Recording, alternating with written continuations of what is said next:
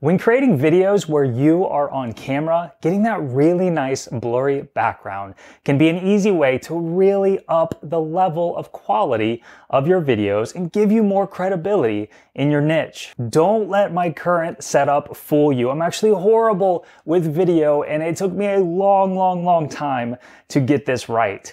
Here's an example of a video from 2015 from me. You can see I'm not totally in focus and there's not much contrast between me and my background, resulting in an overall lower quality video. I tried having a white wall behind me. I tried filming outside. I even tried getting an actual green screen, putting it behind me, and then having like a fake studio behind me done in the editing process. But none of those gave me even close to the video quality I was looking for until I discovered how to do this high quality blurry background like what you're seeing here. And in this video, I'm going to show you exactly how to do it, even if you're really bad at video like me, and I'm going to put it in terms that you will definitely understand. I recently showed this to one of my students, Jake, who has a course about helping people be as successful as possible with Airbnb. Jake's content is amazing and he's really good with his clients and gets amazing results for his clients with their Airbnb properties, but he wasn't good with video either. His video quality was lacking. Check out the difference in Jake's video quality here before and after implementing what I'm about to show you. Let's get into it.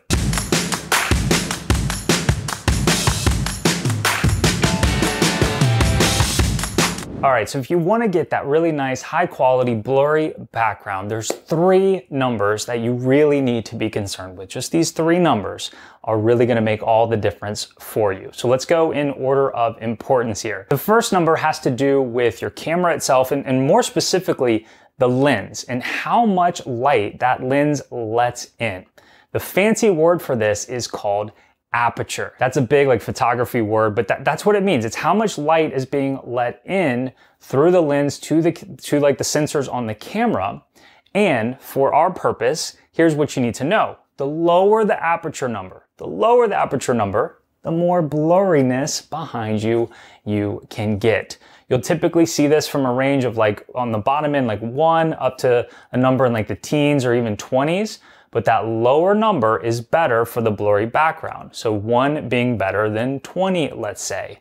All of the lenses that I shoot here in my studio go down to a 1.4 aperture, which is really low and really good for having a blurry background. Just because my lenses can go down to a 1.4 aperture doesn't mean that they automatically do that. They can go at a higher number. I've got to go into my camera settings and actually set it down to that lowest setting of 1.4 to get the maximum blurry background. The cameras that I use are Sony a6400 cameras. I've got the one I'm looking at here. I've got this one over here. I've got my above camera up here. They're all Sony a6400s, which I absolutely love, but they're not cheap, and I fully recognize this, and you're not going to have to buy an $800-900 camera to achieve this blurry background.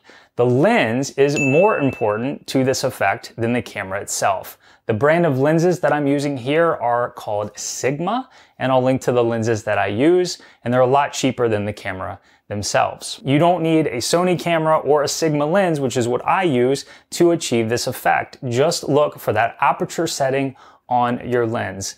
From what I've seen, the best bang for the buck lens for this setting is called the Nifty 50 made by Canon. I was recently working with Mark, who has a course on helping introverts to make more sales.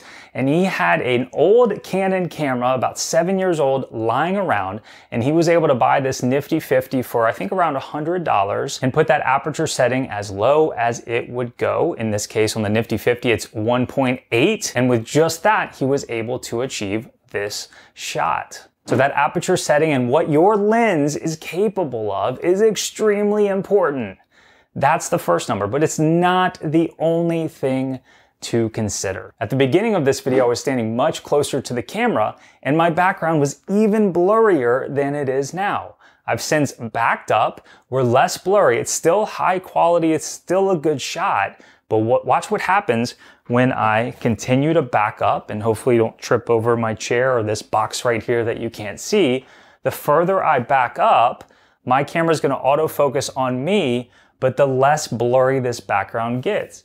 Now that I'm right kind of next to touching my background, pretty much all the blurriness has gone away. So that second number that's extremely important is the distance between you and your background. The greater this distance, the more blurriness you can achieve. Let me draw this out for you.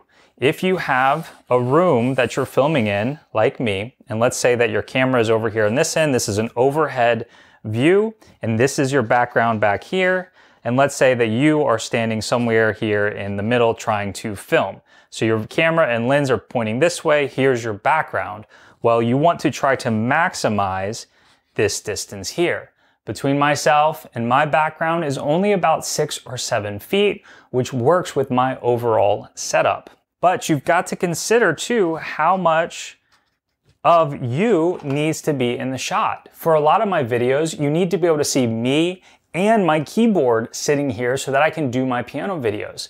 Some of you maybe just want to see like the very top of your head to like your shoulders in the shot, and so you could go even closer to the camera and leave more distance between you and the background like I was at the beginning of this video. But you can't just get any lens with a low aperture number and then stand really far away from the background and stand right up next to your camera, because there is this third number that's really, really important to get this effect done properly, and that is the focal length of your lens. So we're going back to the lens for this example. I've got one of my lenses right here. This is one of my Sigma lenses, and most of the time you're going to see these numbers, the aperture number, the focal length, written on the lens. So right here you can see this 1.4. That means it will go as low as 1.4, how much light it lets in. We also see the focal length here. This is a 16 millimeter lens. The lens that I'm looking at you at right now, this is a 30 millimeter lens. This 16 millimeter lens is exactly what's over here. This is 16 millimeters over here. And for this number, the lower the number, the closer you can be to the camera. The lower the focal length number, the closer you can be to the camera. All right, so that's why my lowest focal length lens over here, I look so far away from the camera, even though right now this camera is actually a little bit closer to me than this one over here. So going back to that nifty 50 lens I was talking about with the bang for the buck, the reason it's 50 is because it's a 50 millimeter focal length, which means you actually have to stand quite far away from the lens to be able to get any reasonable amount of you in the shot. So that's the big downside to the nifty 50. In that shot I showed you with Mark, he was actually standing quite far, 10 or 15 feet from the camera in that shot. So going back to our diagram, that distance between you and the camera and lens, it depends on that focal length of your lens. And so there's no one size fits all approach here. You've really got to weigh these three numbers with your environment, how big of a size you are actually shooting your videos in. And so to recap, the three numbers you need to look at, first of all, we have our aperture. In general, just go for as low as possible there. Now, typically the lower the aperture you can achieve on a lens, the more expensive the lens. So just weigh that when you're picking out a lens. Remember, what I'm doing right now is a 1.4 aperture. Secondly, you want to maximize the distance between you and the background. But then third, you've got to consider the distance between you and the camera. So if you take the total distance from your camera all the way back to your background from here to here, you'd really need at least like 20 feet to be able to make a nifty 50 or any 50 millimeter lens work properly. Like I said, in my constrained environment here, that lens really wouldn't work. You would just see like a little part of my face probably, and not all the goodness that you're seeing now. And so if you're dealing with less than 20 feet, you're probably going to want to go with like a 30 millimeter or possibly even a 16 millimeter if you have a really, really tight space. Aperture number as low as you can get. You want to have a focal length lower if you have a smaller space. If you have a lot of space to deal with, you can go with a bigger focal length. Like I said, I'll link to a few lenses that I recommend down in the description. Good luck achieving your blurry background effect. And hey, why don't you go ahead and watch another video I have for you right here that will also help you with your online course business.